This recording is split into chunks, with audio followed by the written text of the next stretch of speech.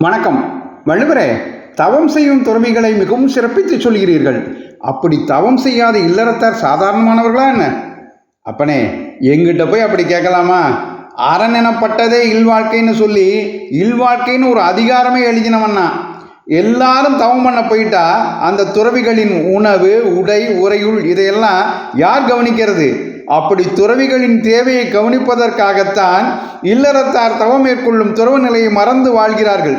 இப்படி துறவிகளுக்கு உதவும் இல்லறத்தாரும் தவம் செய்வோருக்கு ஈடானவர்களே. அதைத்தான் துறந்தார்க்கு துப்புரவு வேண்டி மறந்தார்கள் மற்றையவர்கள் தவம்னு தவம் அதிகாரத்தில் 263வது குறளாக எழுதி வச்சேன். சபாஷ் வள்ளுவரே, துறந்தார்க்கு துப்புரவு வேண்டி மறந்தார்கள் மற்றையவர்கள் தவம். தவம் செய்யும் துறவிகளுக்கு உதவத்தான் மற்றவர்கள், அதாவது இல்லறத்தார் தவம் மேற்கொள்ளாமல் இருக்கிறார்கள்னு எடுத்து சொல்லி தவம் செய்யும் துறவிகளுக்கு உதவும் இல்லறமும் உயர்வானதே அப்படின்னு தெளிவுபடுத்திட்டீங்க. நன்றி வள்ளுவரே. இந்த பதிவு உங்களுக்கு பிடித்திருந்தால் மற்றவர்களுக்கும் பகிருங்கள். தொடர்ந்து திருக்குறள் தெளிவோம் பகுதியை கேட்க பாரதமணி திருநாடு சேனலை சப்ஸ்கிரைப் செய்யுங்கள். நன்றி, வணக்கம், ஜெய் ஹிந்த்.